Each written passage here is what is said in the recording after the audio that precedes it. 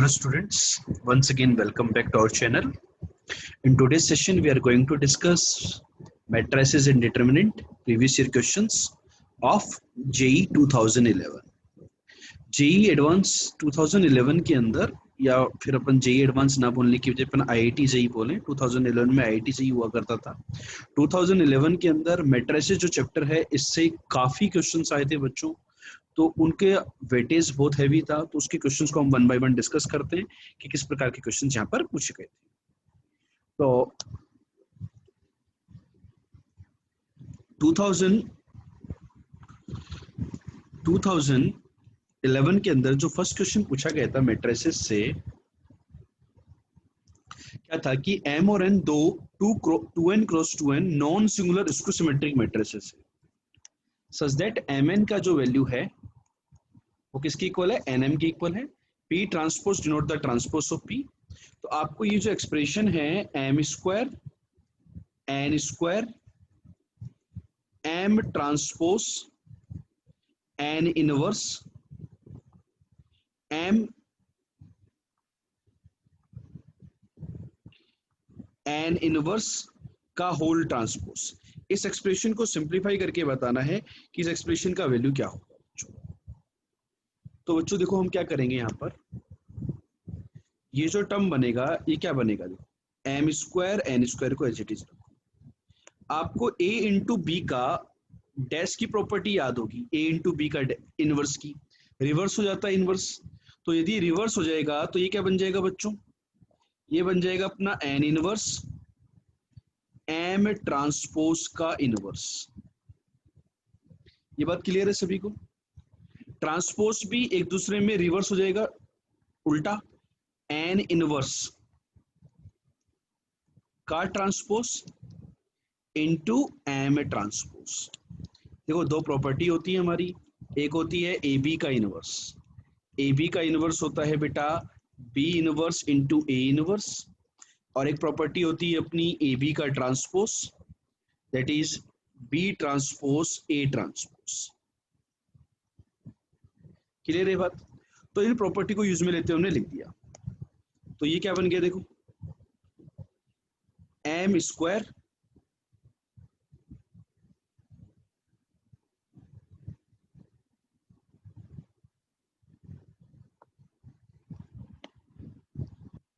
n square. अब बेटा देखो यहाँ पर एक अच्छी सी बात क्या है उसको समझना एक बार, अच्छी सी बात को क्या है कि यहाँ पर जो n स्क्वायर है ना उसको मैं n इंटू n इनवर्स, वो आइडेंटिटी बना दिया मैंने इसको, ठीक। और m जो है वो मैट्रिक्स कैसी है, स्क्यू सिमेट्रिक मैट्रिक्स है। कैसी मैट्रिक्स है, स्क्यू सिमेट्रिक मैट्रिक्स। तो m ट्रांसपोज जो होगा वो माइनस m के इक्वल होगा, और n ट्रांसपोज भी किसकी इक्वल होगा, माइनस n के इक्वल होगा। तो यहां पर ये जो m ट्रांसपोज था उसकी जगह मैं माइनस m लिख देता हूं, तो माइनस m की पावर इनवर्स n इनवर्स का ट्रांसपोज, n इनवर्स का ट्रांसपोज। ये क्या कहानी होगी बेटा, ये कहानी सिंपल सी होगी, इसको लिख देंगे अपन n ट्रांसपोज का इनवर्स। ये भी एक प्रॉपर्टी होती है, ट्रांसपोज को अंदर भेज दो, और m का ट्रांसपोज ये हो जाएगा बेटा माइनस का m।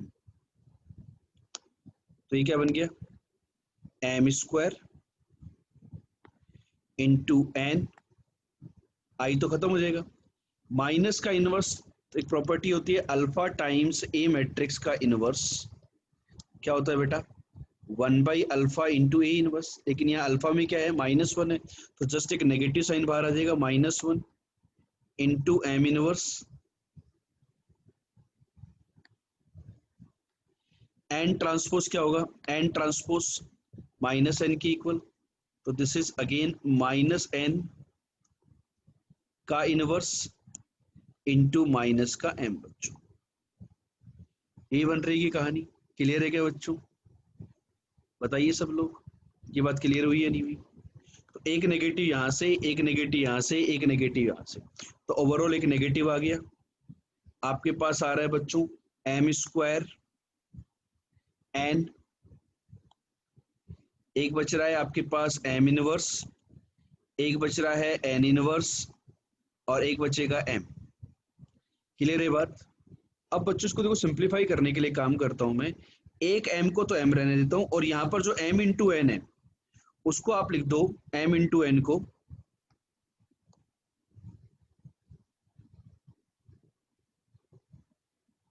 क्या लिखूं बताओ? एम इंटू एन, ये जो प्रॉपर्टी है ना एम इंटू एन की जो वैल्यू है वो एन इंटू एम के इक्वल है। तो यहाँ पर जो एम इंटू एन था ना बेटा, उसको अपन एक काम करते हैं, एन इंटू एम लिख देता हूं मैं, ताकि ये एम इनवर्स जो होगा ना ये मल्टीप्लाई होकर के कुछ कमाल दिखाएगा, into N inverse into M. तो ये M into M inverse I बन गया, तो माइनस एम, एन बचेगा, आई तो खत्म कर दो, एन इनवर्स बचेगा और एम बचेगा, ये भी आई आई खत्म हो जाएगा, तो ये कितना बन गया माइनस का M I M, that is equal to minus का एम स्क्वायर। तो बच्चों ये आपका आंसर आ जाएगा। तो आपका जो फाइनल आंसर होगा इस क्वेश्चन का, that is C option. Clear हुआ? आई होप क्वेश्चन क्लियर हो गया होगा बच्चों। ठीक है, तो just take the simplification of the inverse properties in the transpose property. लेकिन बच्चों जो 2011 में जब ये क्वेश्चन आया था, तो ये जो क्वेश्चन था ये बोनस हो गया था। आप ओरिजिनल आप पेपर में देखेंगे तो ये क्वेश्चन बोनस हो गया था। उसका रीजन क्या था कि उन्होंने ये जो मैंने करेक्शन कर दिया यहाँ पर क्वेश्चन के अंदर, मैंने 2n क्रॉस 2n मतलब इवन ऑर्डर की ले ली है। उन्होंने एग्जाम के अंदर 3 क्रॉस 3 ऑर्डर की दी थी। अब 3 क्रॉस 3 ऑर्डर की skew symmetric matrix, 3 cross 3 order की जो स्क्यू सिमेट्रिक मैट्रिक्स होती है वो सिंगुलर होती है बेटा। कैसी होती है? Always singular. ऑड ऑर्डर की स्क्यू सिमेट्रिक मैट्रिक्स हमेशा सिंगुलर होती है, लेकिन उन्होंने क्वेश्चन में क्या दिया हुआ था? Non singular. इस कारण वो जो गिवन क्वेश्चन था वो लैंग्वेज के अकॉर्डिंग ही गलत था, इस कारण क्वेश्चन बोनस हो गया था जेई में 2011 के अंदर ये वाला क्वेश्चन। लेकिन हमने यहाँ पर इसका ऑर्डर चेंज कर दिया और क्वेश्चन को सही बना दिया बच्चों। तो आई होप सभी बच्चों को ये वाला क्वेश्चन क्लियर हो गया होगा। यदि आपको कहीं पर भी डाउट है तो आप कमेंट करके बता सकते हैं। चलें आगे बच्चों। जेई 2011 के अंदर जो नेक्स्ट था, एक कॉम्प्रेंशन पूछा गया था। इस कॉम्प्रेंशन के अंदर एक सिस्टम ऑफ इक्वेशन था। बोलने को एक प्लेन का रेफरेंस दिया गया है, लेकिन प्लेन वगैरह कुछ है नहीं, ये बहुत आसान सी कहानी है। आपको कुछ भी टाइम नहीं लगेगा इस क्वेश्चन को करने में। सबसे पहले तो आपको इस सिस्टम ऑफ इक्वेशन को समझिए कि यदि मैं यहाँ से सिस्टम ऑफ इक्वेशन की बात करूं तो ये सिस्टम ऑफ इक्वेशन है क्या।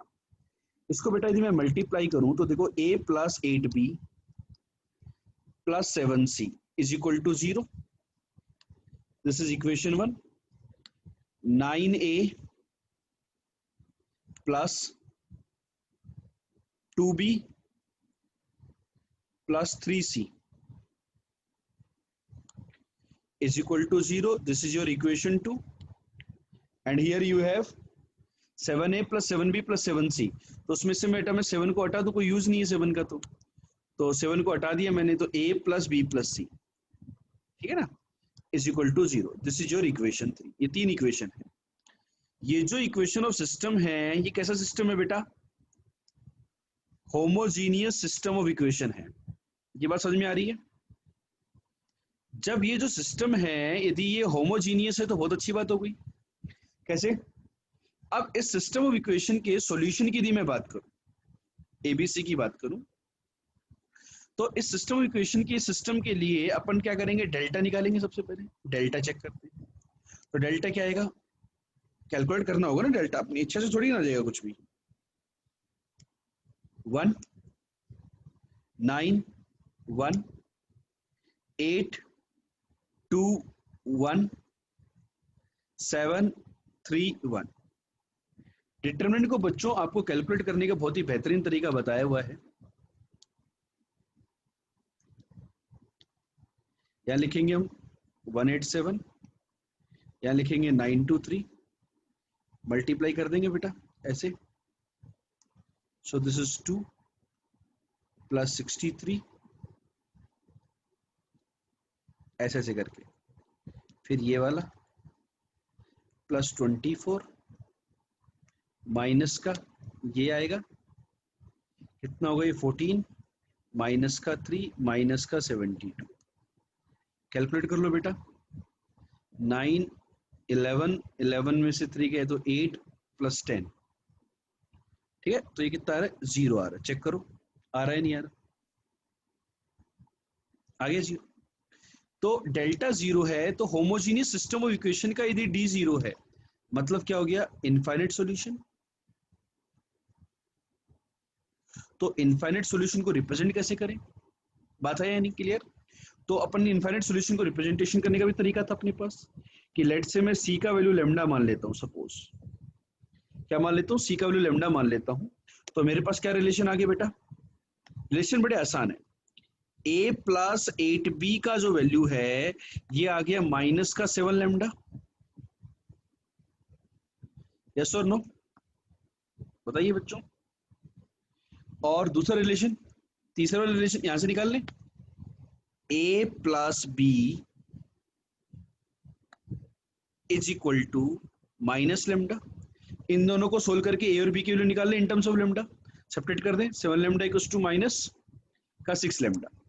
तो जो b is equal to minus का 6 लेमडा बाई 7 और c is equal to c, the value of c is minus का लेमडा बाई 7। तो इनफाइनाइट जो सॉल्यूशन थे एबीसी, क्वेश्चन नंबर 7 में ये बोला गया है if the point ABC with reference to E, ये मतलब ये सिस्टम ऑफ इक्वेशन के रिस्पेक्ट में वो इस प्लेन के ऊपर लाई करता है, मतलब इस इक्वेशन के ऊपर लाई करेगा। तो ये जो एबीसी का जो सॉल्यूशन आ रहा है बच्चा आपका, एबीसी का जो सॉल्यूशन आया वो क्या आया? Sorry this is not C, this is A. C तो ये था लेमडा। तो ये आ रहा है माइनस का लेमडा बाई 7 कॉमा माइनस का 6 लेमडा बाई 7 कॉमा लेमडा। ये आपका एबीसी का सॉल्यूशन आ रहा है बच्चों। अब ये जो क्वेश्चन नंबर 7 है इसके अंदर क्या है? ये जो सॉल्यूशन है ये इस प्लेन को सेटिस्फाई करता है 2x plus Y plus Z equals to 1। इस प्लेन को ये सेटिस्फाई करता है बच्चों। अब जब ये इस प्लेन को सेटिस्फाई करता है तो इसके अंदर अपन पुट कर देंगे, इसके अंदर पुट कर देते हैं अपन लोग और लेमडा की वैल्यू निकाल लेते हैं। तो लेमडा कितना आता है देख लेते हैं, चलो करते हैं थोड़ा सा काम। सो माइनस का ए पुट करोगे तो 2 लेमडा बाई 7, बी पुट करोगे मतलब वाई की जगह तो माइनस का 6 लेमडा बाई 7 और सी की जगह क्या आएगा? Lambda is equal to 1। तो माइनस का लेमडा बाई 7, तो लेमडा की वैल्यू आई थिंक -7 आ रही है। कितनी आ रही है? -7 आ रही है, ठीक है। लेमडा की वैल्यू -7 आ गई। लेमडा की वैल्यू -7 तो अपन ने एबीसी की वैल्यू भी निकाल ली भाई। लेमडा की वैल्यू -7 यहाँ रखेंगे तो ए का वैल्यू कितना आ गया? 1। -7 रखने पे बेटा 6 आ गया बी का वैल्यू और सी का वैल्यू कितना आ गया? -7। क्लियर है बात? 1 6 -7 आ गए। अब आपको बच्चों 7a प्लस बी प्लस सी का वैल्यू पूछा है इस क्वेश्चन में। सो दिस इज 7 प्लस 6 माइनस 7। तो आपका आंसर कितना होगा? 6 होगा। तो that is option number D. Clear है क्वेश्चन? तो सभी लोगों को समझ में आया कि सिस्टम ऑफ इक्वेशन जो था वो होमोजीनियस था, उसके लिए हमें चेक करना था उसका डेल्टा कैसा है। तो इनफाइनाइट सॉल्यूशन को लेमडा के टर्म में लिखना आता ही है। आपने सी को लेमडा लिखा, जरूरी नहीं है कि मैं सी को ही लेमडा मानूं, आप ए को भी लेमडा मान सकते थे, बी को भी मान सकते थे और बाकी के दो को, रेस्ट ऑफ 2 को in terms of lambda calculate कर सकते थे। वो सोल्यूशन ट्रिपलेट आ गया ये वाला और उसको अपन ने प्लेन की इक्वेशन के अंदर पुट कर दिया। ठीक, चलें इसी क्वेश्चन के, इसी कॉम्प्रिहेंशन के आगे वाले पार्ट्स पे। इसी में देखो क्वेश्चन नंबर जो नेक्स्ट क्वेश्चन था इसी का कॉम्प्रिहेंशन का सेकंड पार्ट, बोला गया था omega is a solution of this cubic equation और imaginary part of the omega greater than 0। A का वैल्यू 2 है with B and C satisfies the E, मतलब ए बी सी उसी सिस्टम ऑफ इक्वेशन को satisfy करते हैं।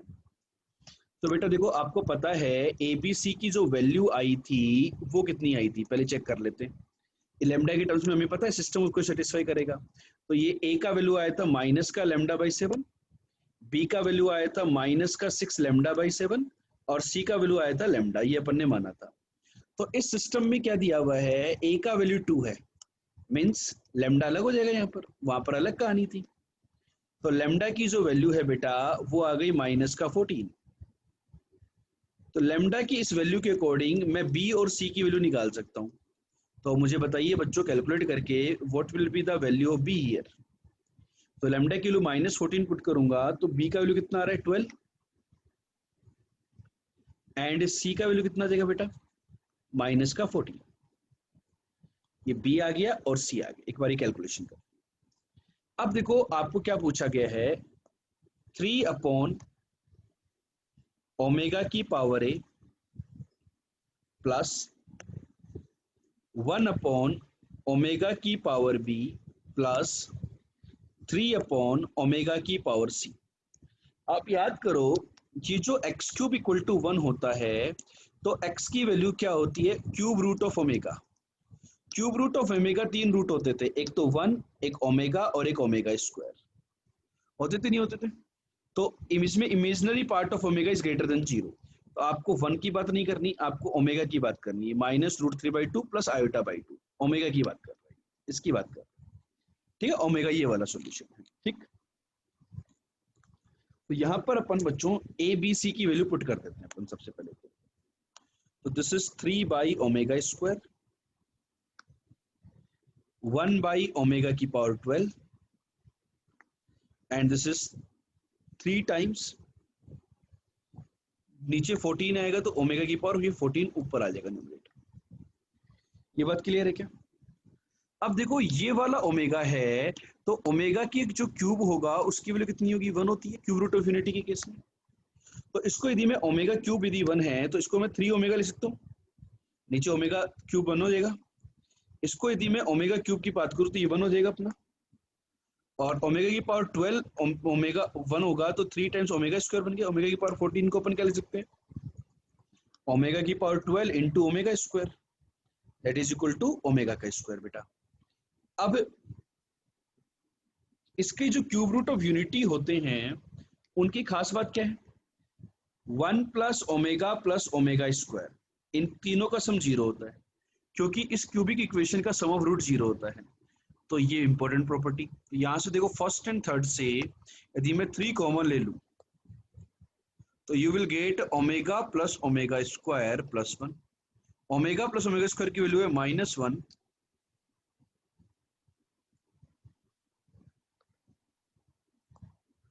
तो -3 + 1 तो आपका जो आंसर होगा दैट इज -2 जो कि ऑप्शन ए होगा।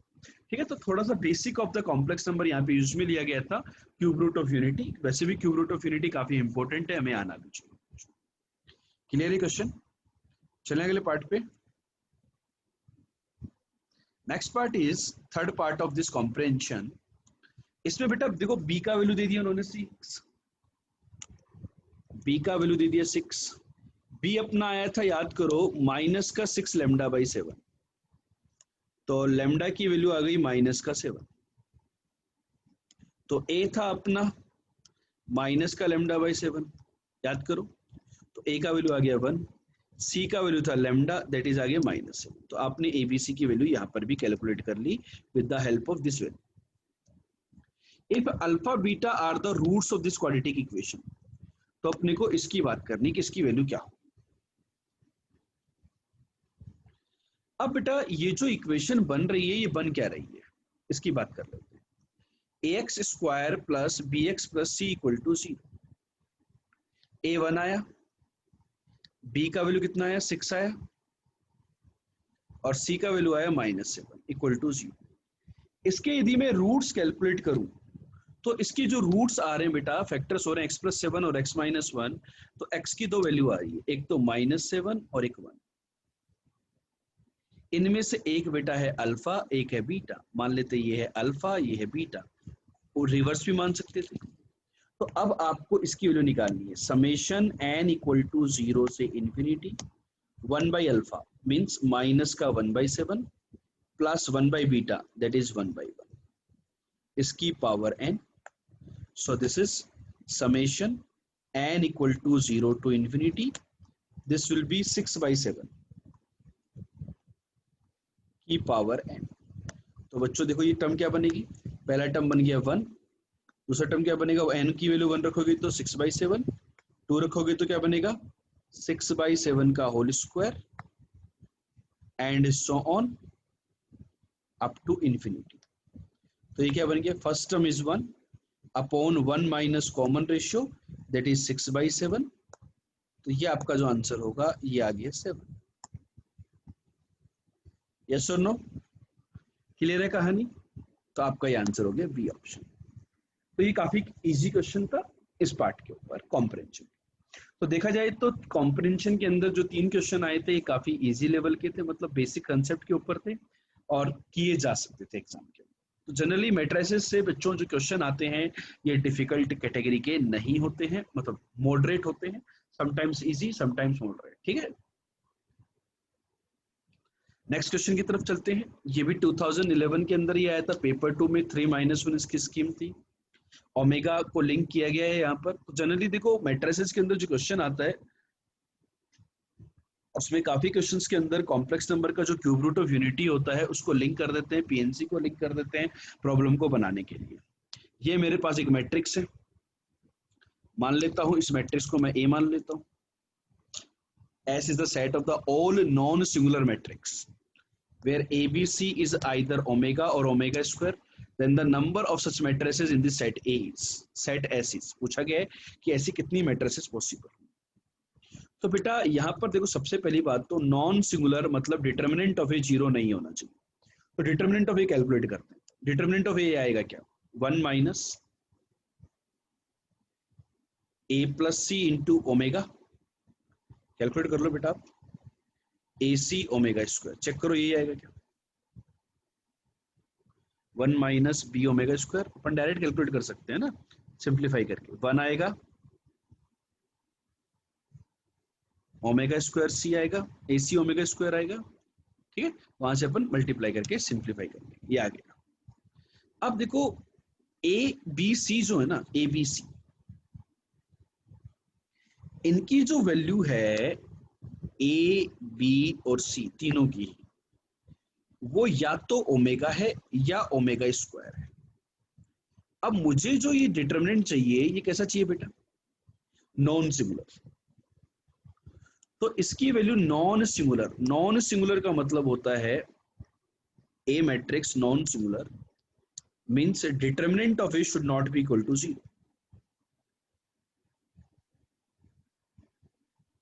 तो इसकी वैल्यू नॉन जीरो कब होगी, possible only when A equal to C equal to omega. देखो ये जो डिटरमिनेंट है ये बी पे तो डिपेंड कर नहीं रहा। यदि A equal to C equal to omega कर देता हूं मैं, तो देखो ये 2 ओमेगा बनेगा, 2 ओमेगा स्क्वायर, ये बन जाएगा ओमेगा की पावर 4, तो ओमेगा, तो 2 ओमेगा स्क्वायर ओमेगा का कॉम्बिनेशन नहीं बन रहा। लेकिन यदि आप दोनों को ओमेगा स्क्वायर रख दोगे तो ओमेगा की पावर 6 बन जाएगी, 1 से 1 कैंसिल हो जाएगा। ठीक है, तो अपना काम नहीं बनेगा। ये बात समझ में आई? और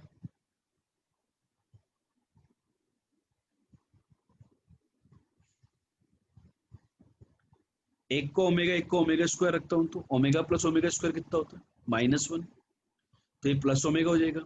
और एक को ओमेगा स्क्वायर रखा तो ये ओमेगा स्क्वायर ही रहेगा, तो ये 1 प्लस ओमेगा स्क्वायर कितना हो जाएगा, 0 हो जाएगा। बाकी सारे केसेस में बेटा ये 0 बन रहा है, चेक कर लीजिए आप।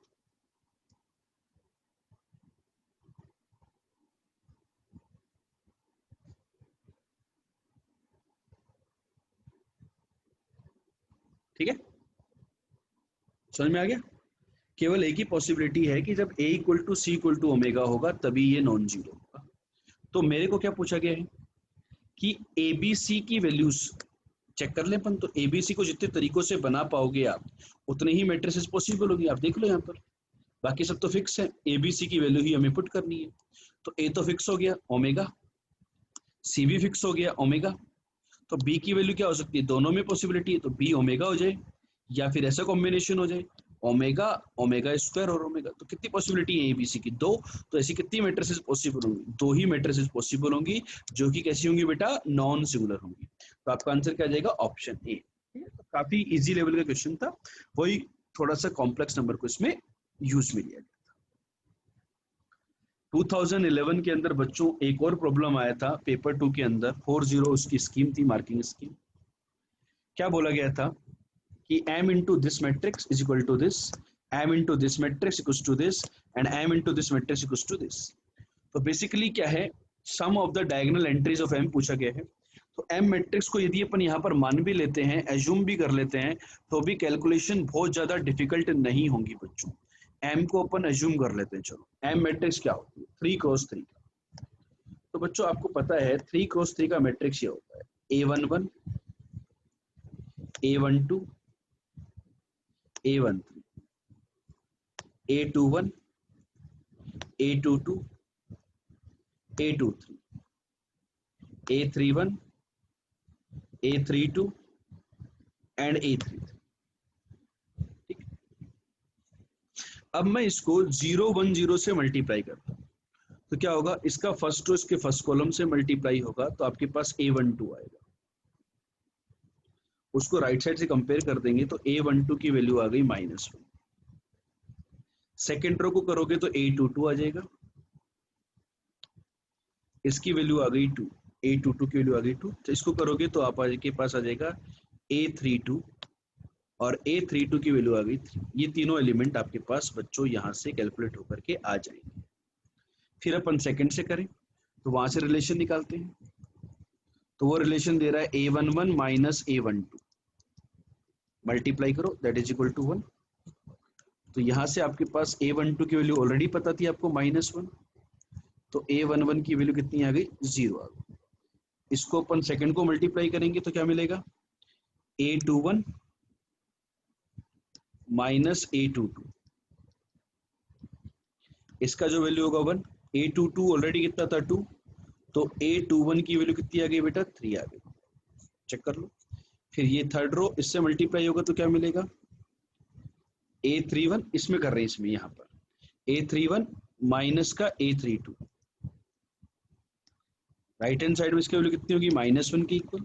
a32 कितना है 3, तो a31 की वैल्यू कितनी आ गई बेटा, 2 आ गई।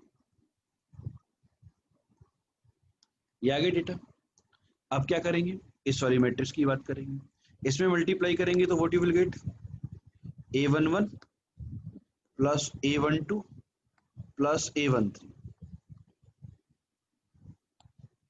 इसका वैल्यू है 0। सिमिलरली a21 सेकेंड रो को करेंगे तो a22 प्लस a23, इसका वैल्यू भी 0, यहां से देखो 0 0। फिर थर्ड रो को करेंगे तो a31 a32 प्लस a3। थोड़ा सा पेशेंस रख करके बस इसमें मल्टीप्लाई करके देखना था, आपका आंसर आ जाता बच्चों। तो देखो मुझे डायगोनल एंट्री चाहिए, तो मुझे डायगोनल एंट्री चाहिए, तो मेरे पास देखो a11 तो यहां से आ चुका है, आ गया। a21 की वैल्यू है 3, ये है 3, सॉरी a22 भी आ चुका है 2, उसकी भी यूज नहीं है, इसको भी छोड़ दो, भूल जाओ, इसको भी भूल जाओ। इसकी बात करता हूं मैं, a31 की वैल्यू है 2, इसकी वैल्यू है 2, इसकी वैल्यू है 3 5। तो यहां से a33 निकाल लो, फर्स्ट रो और सेकंड रो निकालने की आवश्यकता ही नहीं थी आपको। तो ये कितना देगा, 5 और 7 12, तो इसकी वैल्यू आ गई 3।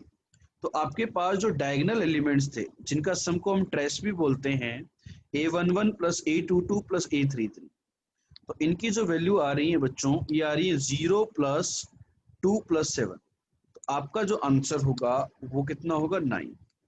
थोड़ी सी कैलकुलेशन को ध्यान से करें हम, तो आपका काम बन जाएगा। तो जैसे कि यहाँ पर अपने को ये वाली कैलकुलेशन करने की आवश्यकता नहीं थी, क्योंकि इसकी जरूरत ही नहीं थी। आगे ये आ गया था, ये आ गया था, फिर अपन लास्ट में थर्ड रो कर लेते और डायरेक्ट आपका आंसर आ जाता। क्वेश्चन नंबर 2011 में जो लास्ट क्वेश्चन था उसका आंसर ये। तो बच्चों देखो, जैसे हमने यहाँ पे डिस्कस किया, there were 6 problems from the chapter of matrices and determinant in JEE 2011। तो आप इसका वेटेज समझ सकते हो कितना इंपॉर्टेंट चैप्टर है। तो इस चैप्टर को अपने को अच्छे से ट्राई करना है। आपको वीडियो के आई बटन दिख रहा होगा, आई बटन पे जाकर के आप मैट्रिसेस से प्रीवियस 40 इयर्स के जितने भी क्वेश्चंस आए हैं उस प्लेलिस्ट पे जा सकते हैं आप, और साथ में 2011 में जेईई के अंदर जितने भी क्वेश्चंस आए हैं उन पे जा सकते हैं, मैट्रिसेस की थ्योरी पढ़ सकते हैं। सारे लिंक आपको दिए हुए। बच्चों आपको हमारे आज का डिस्कशन यदि अच्छा लगा तो लाइक कीजिए, और आपने हमारे चैनल को सब्सक्राइब कर ही लिया होगा, नहीं किया तो सब्सक्राइब करें, साथ में शेयर जरूर से करें। तो बच्चों फिर मिलेंगे अगले सेशन के दौरान एक अगले टॉपिक के साथ। बाय बाय, गुड डे, तब तक।